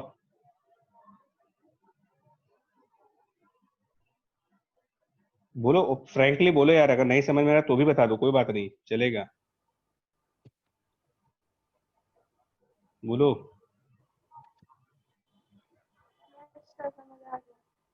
समझ गए? अच्छा ठीक है, पलटी मत मारना बाद में, पलटना नहीं कि हमको नहीं आया। हम मतलब इतना, और वीडियो रिकॉर्डिंग है समझ लेना, अब प्रूफ है कि हमने 5 बार पूछा है। तो बाद में क्या डाउट नहीं पूछ सकता अगर क्या पता आ गया बाद में? नहीं डाउट पूछो, डाउट पूछने के लिए नहीं कह रहा हूँ, डाउट पूछो। मैं कह रहा हूँ कि आप ये कहोगे कि सर ये बता दो कि वो B2 उधर कैसे गया, ये फॉर्मूला ये कैसे आया, मैं इसकी वो बात कर समझ आ गया सर। रहा हूँ। हाँ मैं इसलिए कह रहा हूँ, आप डाउट तो पूछो, डाउट तो जितने मर्जी पूछने पूछ लो भाई, भले हो सकता है मैं 2 दिन बाद आंसर करूँ, मतलब लेकिन आंसर दूंगा। चलिए, फोर्स बिटवीन पैरेलल वायर्स हो गया। अब फटाफट ना बस खत्म होने वाला है ये concept. Torque on the current carrying loop in magnetic field, last topic है ये आपका, मैग्नेटिक फील्ड में टॉर्क का फॉर्मूला। ठीक है, लास्ट टॉपिक है। तो ये आपके पास ये एक मतलब येलो कलर से, लाइट येलो कलर का एक लूप है ना, कुछ नाम वाम दे उसका यार, बेचारा गुमनाम है, तो क्या नाम दे दे उसका यार, कहाँ से जा रहा करंट। PQ से चलते हैं, PQRS है ना, PQRS लूप है भाई, तो लूप मतलब PQRS, और ब्लू कलर से मैग्नेटिक फील्ड राइट साइड पर है। तो आप सिर्फ ना देखो, बड़ा आसान सा है, बड़ा आसान सा क्वेश्चन है, बट आपको ये रूल ध्यान रखना पड़ेगा, ये भाई साहब ये वाला हाथ रख लेना, ये हाथ अपने साथ ले चलते हैं हम लोग, ठीक है ना, इस हाथ को अपने साथ कैरी कर लेते हैं, ये हाथ दे दे मुझे, ठीक है, ये ठाकुर वाला हाथ है। ठाकुर वाला हाथ जानते हो कौन सा होता है? हाथी नहीं था सर। उसके तो हाथ ही नहीं थे। ये तो किसने ले लिए थे? अपने। हाँ तो ये वही वाला है, मतलब गब्बर वाला। चलो तो ठीक है, ठाकुर हैंड, ठीक है, और गब्बर। चलो बताओ, फिगर आपके सामने बना हुआ है। सबसे पहले मुझे बताओ PQ पर फोर्स कितना आएगा, फोर्स ऑन PQ, ध्यान से करो। और आपको मैं फोर्स का फॉर्मूला यहाँ लिख दे रहा हूँ, ILB sin थीटा। अब बताओ PQ पर फोर्स का फॉर्मूला लगा के बताओ क्या आएगा। चेक कर लो PQ में करंट की डायरेक्शन। Sir zero. क्यों? जीरो है सर। क्यों? सर क्योंकि theta zero. Theta zero. Magnetic field और करंट सेम डायरेक्शन में ना, करंट भी उसी डायरेक्शन में, मैग्नेटिक फील्ड भी उसी डायरेक्शन में, क्या हो गया फोर्स? जीरो। क्या किसी और पे भी जीरो आएगा यार? SR SR 180 sin 180 zero. किस पे? SR SR पे, क्योंकि वहां पर दोनों अपोजिट है 180, तो 180 डिग्री पर भी साइन की वैल्यू जीरो होती है। चलो फोर्स ऑन QR, तो I QR की लेंथ आप देख लो डायग्राम में, स्मॉल a है, इंटू B, और साइन के आगे कौन सा एंगल आएगा? 90। 90 मतलब 1 होता है, तो IAB हो गया। एंड ऐसे ही फोर्स ऑन बचा कौन सा यार, PS, तो ये हो जाएगा कितना, IAB, ये भी साइन 90 होगा। डायरेक्शन, अब वो ठाकुर वाले हाथ से डायरेक्शन बताओ, ठाकुर वाले हाथ से ये बताओ कि किस पे, क्या 2 पे जीरो है तो 2 ही पे बताओगे, QR पे बताओ, दोनों QR पे, सर QR इनटू पे। Sir X। इनटू नहीं होगा सर, स्क्रीन के सामने बाहर आएगा। सर नहीं अंदर जाएगा सर, अंदर जाएगा सर, अंदर QR पे अंदर है। अंदर पेज मोबाइल के अंदर। ऐसे ना, ऐसे, लेफ्ट हैंड यूज कर रहे थे। हाँ ये डायरेक्शन है, मतलब मैं कोशिश कर रहा हूँ आपको 3 डायमेंशनल फिगर बनाने के लिए, बट ये फोर्स है ऑन QR। और PS पे किधर होगा, PS पे, बाहर उधर सामने। PS पे उसमें नीचे करंट आ रहा है, ध्यान दो, अपना थंब नीचे कर दूं, थंब को S से P की तरफ करो, सर बाहर आएगा, बाहर। पेज की तरफ इधर आएगा, इधर आएगा, सामने आएगा सर सर। रिजल्टेंट जीरो ही होगा। हाँ रिजल्टेंट तो जीरो आ जाएगा, रिजल्टेंट टोटल फोर्स तो जीरो आ जाएगा, मतलब इन सबका, क्योंकि ये दोनों अपोजिट फोर्स हो गए, और बाकी 2 वैसे ही जीरो थे, ये दोनों एक दूसरे को खा जाएंगे, अपोजिट है, तो कुल मिलाकर के टोटल फोर्स कितना हो गया, नेट फोर्स, आप कहोगे तो नेट फोर्स तो 0 हो गया। लेकिन अब एक काम करो, आपके सामने कोई कॉपी पड़ी हो, अगर कोई कॉपी पड़ी हो तो आप कॉपी की लेफ्ट वाली एज और कॉपी की राइट वाली एज को पकड़ो और एक को फॉरवर्ड लेके मूव करो और एक को अंदर मूव करो, देखो क्या होता है, वो रोटेट करता है कि नहीं करता है। आपके सामने कोई भी अगर रेक्टेंगुलर पीस पड़ा हो, किसी भी तरीके का रेक्टेंगल पड़ा हो, तो आप रेक्टेंगल के आमने सामने वाली जो पैरेलल साइड्स है ना, उन पर अपोजिट फोर्स लगाओ, मतलब एक को बाहर पुल करो और एक को अंदर पुश करो, तो क्या वो रोटेट करता है कि नहीं करता है, करके देखो इसको। हाँ सर। ये इलेक्ट्रिक मोटर चल रहा है, शुरू हो रहा है। हाँ, तो ये एक्चुअली रोटेट कर जाएगा। और एक्चुअल में फिजिक्स में क्या होता है कि जब दो पैरेलल फोर्स एक दूसरे के अपोजिट हो जाएं, दो पैरेलल फोर्स एक दूसरे के अपोजिट लग जाएं, तो इसको हम एक नाम देते हैं यार, इसको बेसिकली आप कहते हो कपल ऑफ फोर्सेस। किसको बोलते हैं कपल ऑफ फोर्सेस यार? कपल ऑफ फोर्सेस किसको बोलते हैं? कपल किसको बोलते हैं? तुम लोग बहुत अच्छे से जानते हो। कपल ऑफ फोर्सेस किसको बोलते हैं ये बता दूं। Sir opposite force. अच्छा एक बार बताओ, दो लड़के जा रहे हैं तो कभी सुना तुमने कि ये कपल जा रहा है? सुना अब है कह कब? सकते हैं। अब नहीं। और एक लड़का लड़की जा रहे हो तो मैरिड मान लो, मैरिड लोग जा रहे हैं, फिर क्या बोलते हो कि मैरिड कपल जा रहा है? तो कपल में हमेशा अपोजिट नेचर के लोग आने चाहिए ना, हाँ सर। कि मेल मेल का भी कपल बनता है कभी, आजकल बनने लगा है, बात सही है, लेकिन वैसे मेल फीमेल ना, ये देखो इनके कंसेप्ट क्लियर है, ये जरूर बनाएंगे भाई साहब। तो ये कपल ऑफ फोर्सेस का मतलब दो फोर्स लेकिन वो एक दूसरे के अपोजिट।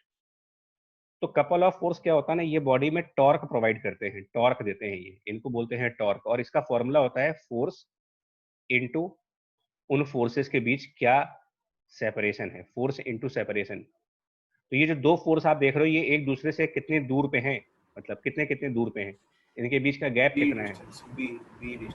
बी। तो फोर्स हो गया आई ए बी, फोर्स हो गया आई स्मॉल ए बी, और सेपरेशन हो गया छोटा बी, इसको हम टॉर्क कह देते हैं। ये टॉर्क का फॉर्मूला हो गया। इसको टाउ से डिनोट करते हैं यार, इसको मतलब रीड अगर प्रोनाउंस करने की बात आएगी ना तो प्रोनाउंस ऐसे करते हो इसको, ताऊ, हरियाणा वाला ताऊ, TAU, टाउ। और हुआ कितना ये आई ए और छोटा ए छोटा बी को मल्टीप्लाई करके क्या इसका एरिया नहीं बन रहा कुछ? एरिया ऑफ रेक्टेंगल क्या बनेगा? अगर इसकी एक डायमेंशन बी है और एक डायमेंशन ए है तो एरिया ऑफ रेक्टेंगल वो बनेगा ए बी। तो इस ए बी को आप एरिया कर दो और इनटू कैपिटल बी कर दो, ये टॉर्क का फॉर्मूला हो गया। ये टॉर्क का फॉर्मूला हो गया यहां पर। एंड अगर इसमें नंबर ऑफ टर्न ज्यादा हो, मान लो n टर्न्स हो, n टर्न हो, तो फिर हम टॉर्क को, n टर्न का मतलब उसको हम क्वाइल कहते हैं, उसको n से मल्टीप्लाई। हाँ, लूप नहीं बोलते उसको, क्वाइल कहते हैं। लूप का मतलब एक टर्न होता है, लूप मतलब एक बार, और क्वाइल मतलब कई बार। तो टॉर्क हो जाएगा नंबर ऑफ टर्न मल्टीप्लाई कर दो NIA B, ये टॉर्क का फॉर्मूला हो जाता है। और इसी को आगे चलकर आप मोटर वाला कंसेप्ट कह सकते हो। ये प्रिंसिपल ऑफ मोटर हो गया कि मोटर की क्वाइल भी इसी वजह से घूमने लगती है।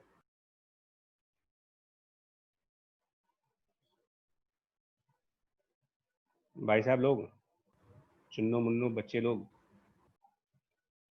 बच्चियां लोग जो भी हैं, आप बताओ इसमें से कौन सा स्टेप है जो दोबारा रिपीट करना है? या आप, ये हो सकता है कि आप पहली बार सुन रहे हो अपनी जिंदगी में, है ना, अभी तक की छोटी जिंदगी में हो सकता है कि ये पहली बार सुन रहे हो कि कपल ऑफ फोर्स क्या होता है। तो ये अब आप, ठीक है, पहली बार सुनो चाहे दूसरी बार सुन रहे हो, अब आप उसको याद रखिएगा, हमेशा याद रखिएगा कि जब भी दो फोर्स एक दूसरे के अपोजिट होंगे तो वो कपल है। और उनमें कितना डिस्टेंस है उससे मल्टीप्लाई कर दो, टॉर्क आ जाता है। ये टॉर्क का बेसिक रूल है, बेसिक रूल ऑफ टॉर्क।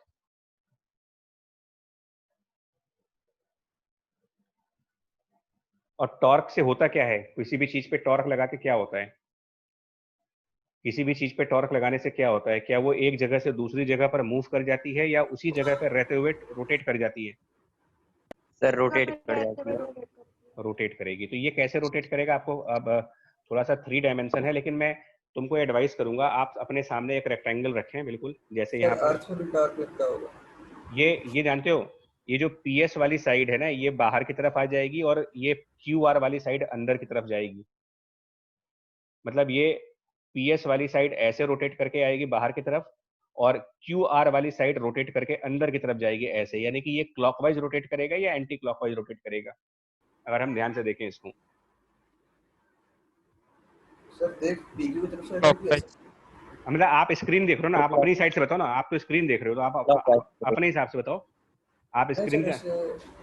तो स्क्रीन में तो से ऊपर से देख रहे हैं ना। अबे स्क्रीन सामने से देख रहे हो, ऊपर से कैसे देख रहे हो? स्क्रीन को सामने रख लो। सर अच्छा मैं लैपटॉप हाँ ठीक है, तो सामने से देखो, सामने से देखो, फ्रंट साइड से। अगर कोई चीज ऐसे घूम रही है तो जो मेरा डायग्राम है वो ऐसे है, ऐसे चल रहे हैं, हम ऐसे चल रहे हैं, ऐसे चल रहे हैं, ऐसे चल रहे हैं, फिर ऐसे जा रहे हैं, ऐसे जा रहे हैं। ये बताओ, ये हम क्लॉकवाइज मोशन कर रहे हैं कि एंटी क्लॉकवाइज मोशन कर रहे हैं? ऊपर से कर रहे हैं तो एंटी क्लॉकवाइज, नीचे से कर रहे हैं तो।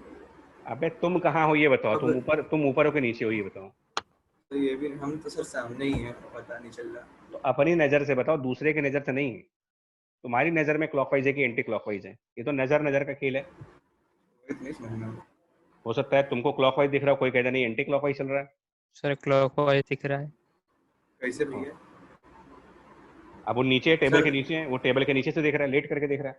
अब मैं सर ऊपर से देखूं तो छत से मेरे को तो एंटी क्लॉकवाइज दिखेगा। तो कौन मना कर रहा है तुमको? जहां देखना वहां देखो ना। तुम अपने हिसाब से बताओ कि मेरे लिए क्लॉकवाइज है। तो क्लॉक ही वाइज आ रहा है। अबे ये डिपेंड करता है तुम देख किस साइड से रहे हो भाई। वही तो बात बोली। हम स्क्रीन पे देख रहे हैं एंटी क्लॉकवाइज। सर क्यूआर की लेंथ के अलोंग देखेंगे तो आयु नॉर्थ की तरफ है। अच्छा अपना हाथ रखो ऐसे सामने, बिल्कुल अपना हाथ वर्टिकल रखो, है ना? अपना हाथ वर्टिकल रखो और हाथ का लेफ्ट वाला एज अपनी आई की तरफ लेके आओ और राइट वाला एज अपनी आई से दूर लेके जाओ। हाथ रखो, अपना राइट हैंड रखो या लेफ्ट हैंड रखो सामने, बिल्कुल बिल्कुल आंखों के सामने, और उसका लेफ्ट वाली साइड अपनी आंख की तरफ लाओ और राइट वाली साइड अपनी आंखों से दूर करो और बताओ ये रोटेशन कैसा हो रहा है। सर वो ऊपर से देखेंगे तो उल्टा, पीएस ऊपर आ रहा है, क्यूआर नीचे जा रहा है। हाँ तो फिर ये एंटी, मेरे हिसाब से तो एंटी क्लॉकवाइज हुआ यार ये भाई, मेरे हिसाब से तो ये एंटी क्लॉकवाइज हुआ। देखो सर हाथ पंजा सामने रखें, पाम सामने रखें। देखो ना, एक बार बता दे रहे हैं, लास्ट टाइम बता दे रहे हैं आपको, ये ऐसे फिगर है ना भाई। नेक्स्ट क्लास तुम लोग कितने बजे है? मतलब 6 है, 6:30 है? 6:30। तो ठीक है, 2 मिनट लेते हैं, है ना? ये मान लो ये ऐसे है। अब हम कह रहे हैं कि जो ये है ना, ये जो लेफ्ट वाली साइड है, मतलब नाम क्या पता है इसका यार, नाम भूल गया, PQRS। अच्छा तो ये मैं कह रहा हूँ कि ये जो P है, अबे यार ये बार बार चेंज करो, PQRS ये था, तो हम PS वाली साइड बाहर की तरफ ला रहे हैं और QR वाली साइड अंदर ला रहे हैं। तो कुछ टाइम बाद अगर आप देखोगे तो ये ऐसे होगा, PS वाली साइड बाहर की तरफ आ जाएगी, जो PS वाली साइड है वो आपको थोड़ी बाहर दिखेगी ऐसे, और RS वाली साइड थोड़ी पीछे हो जाएगी, अपने ओरिजिनल पोजीशन से पीछे हो जाएगी वो। अब आप देख लो कि ये क्लॉक, मैं बता दे रहा हूँ, मैं एक बार मोशन करके दिखा दे रहा हूँ यहाँ पर कि सिचुएशन कुछ ऐसे बन रही है, ये सिचुएशन ऐसे बन रही है, इसको इधर लाते हैं तो ये मोशन कैसा हुआ देखो, मैं आपको यहाँ फिगर में दिखा रहा हूँ। ये यहाँ से यहाँ ऐसे मूव करके जाएगा और ये चीज यहाँ से यहाँ ऐसे मूव करके जाएगी पीछे की तरफ। मतलब अब आपका SP यहाँ पे आ गया और आपका RQ उधर आ गया, ठीक है? तो ये ऐसे ये मोशन ऐसे हुआ। अब बताओ क्या हुआ, ये मोशन क्लॉकवाइज है कि एंटी क्लॉकवाइज है? तो अगर हम यहाँ, अगर चलो ऊपर देख लो, यहाँ देखो, हाँ बताओ। सर वहां से देखें तो एंटी क्लॉकवाइज, नीचे से देखें तो क्लॉकवाइज है। हाँ तो एंटी क्लॉकवाइज। सर अभी तो सामने ही रखे ना, तो क्या बोल सकते हैं? तो अच्छा ये तो समझ आ रहा है कि वायर कैसे मूव करेंगे। अगर सर हॉरिजॉन्टल में बन जाए तो फिर बता देंगे, क्या आपने वर्टिकल में बनाया है। चलिए मैं हॉरिजॉन्टल बना कर दिखाता हूँ, मुझे बता दो 2 मिनट में, ज़्यादा टाइम मत लेना, लेकिन ज़्यादा टाइम मत लेना यहाँ पर। लेकिन ये मान लो ऐसे है, लेकिन आप मुझे डायरेक्शन, आप अगर गलत हुआ तो ऑनलाइन पर पिटाई करेंगे। चलो ये बताओ, ये है और इसमें फोर्स का मतलब, इसमें मैग्नेटिक फील्ड की डायरेक्शन राइट साइड है, ये डायरेक्शन है मैग्नेटिक फील्ड की, और करंट की डायरेक्शन आपको ऐसे दे रहा हूँ मैं। तो पहले तो आप चारों साइड का फोर्स चेक करो, चारों साइड पे फोर्स देखो किधर आएगा, force on the all 4 sides. मैं इस पर साइड 1, साइड 2, साइड 3 और साइड 4, चारों साइड पर फोर्स की डायरेक्शन देखो। साइड नंबर 1 पे फोर्स किधर लग रहा है? साइड नंबर 1 पे फोर्स की डायरेक्शन बताओ। पिछले वाले रूल से, इस वाले नीचे रूल नीचे नीचे डाउनवर्ड डाउनवर्ड सर ये हो गया सर एंटी क्लॉकवाइज तो नीचे ये सामने ये वाला अच्छा ये नीचे फोर्स आ रहा है, इसमें नीचे फोर्स जा रहा है तो थ्री के ऊपर साइड नंबर 3 पे ऊपर होगा। सर 2-4 पे 0 है 2-4 पे है सर एंटी है सर 2-4 पे एंटी ये सर ऐसे एंटी है एंटी क्लॉकवाइज जाएगा। तो अब ये हाँ इधर वाली साइड को नीचे शिफ्ट कर दो और इधर वाली साइड अपने से ऊपर शिफ्ट कर दो। यानी मोशन कैसा हुआ देखो, मोशन कैसा हुआ, साइड नंबर 1 ऐसे मूव कर गई नीचे की तरफ और तो साइड बीच में नंबर अगर 3 ऊपर की तरफ। तो अगर हम इसको ऐसे देखेंगे तो सामने से क्या दिखेगा बताओ। अब ये आपने ऐसे मूव सर किया, ये तो एंटी क्लॉकवाइज है। अगर आप यहाँ सामने खड़े हो जाओ लेकिन मान लो, सर 2 से देखें तो क्लॉकवाइज आ जाएगा अगर 2 नहीं साइड यहाँ आपको सामने खड़ा कर सर दिया। यहाँ से एंटी क्लॉकवाइज है सर यहाँ से एंटी क्लॉकवाइज, यहाँ से तो उधर से क्लॉकवाइज। यही मोटर का कंसेप्ट होता है, इसीलिए मोटर की कॉइल क्लॉकवाइज घूमने लगेगी अगर आप इधर देखोगे तो। समझ गए आप इसको कि घूमने का डायरेक्शन कैसे देखते हैं। Yes sir. तो अब अपनी किताब से ना वर्किंग ऑफ मोटर पढ़ना है एक बार। मैंने आपको आइडिया दे दिया, पूरा एक प्रॉपर आइडिया दे दिया है, सब कुछ समझा दिया है। एक बार अपनी बुक से वर्किंग ऑफ मोटर पढ़ लेना, ठीक है। और मेरे ख्याल से पूरी तरीके से समझ आएगा, मुझे अपने ऊपर भरोसा है पूरा कि मैंने इतना अच्छा पढ़ा है। हाँ कि आप 100% समझ जाओगे कि वो कैसे रोटेट हो रहा है पूरा, ठीक है। पॉइंट डायरेक्शन का समझ में आएगा। और ये भाई साहब ये जो ठाकुर वाला हाथ है ना, इसको हमेशा अपने साथ रख लो, इसकी कहीं कटिंग वटिंग बनवा के रख लो अपने घर में, ठीक है। और ये अपनी स्टडी टेबल पर चिपका लो। लेकिन सर अल्टरनेटिंग करंट और डायरेक्ट करंट दोनों पे अलग अलग तरीके से काम करता है। ये डीसी है, ये सब डीसी है, ये डीसी है, डीसी मोटर की बात हो रही है। एसी का पढ़ा दीजिएगा, जहाँ तक बुक में दिया हुआ है पढ़ा देंगे, बट अभी आप डीसी पर ये तो देखो जिसमें हाफ रेवोल्यूशन में डायरेक्शन चेंज हो जाता है वो होता है। अबे वो जनरेटर है, मोटर नहीं है। अरे हाँ सर डीसी जनरेटर, हाँ ठीक है। ये मोटर की बात हो रही है। सर मोटर में डीसी होता है हमेशा। मोटर कैसा होता है, ये 3 इडियट मूवी देख लेना, मोटर कैसे स्टार्ट होती है। इंडक्शन, हाँ ठीक है। याद आया सर वो लिख दिए तो फेल कर देगा एग्जामिनर। अरे वो क्या नाम था लिखेंगे सर, लिखेंगे कैसे राजू रस्तोगी सर, लिखेंगे कैसे उसको पहले ये बताइए। एक मिनट, मैं स्टॉपिंग रिकॉर्डिंग स्टॉप कर दूंगा ना, ये सब चला जाएगा।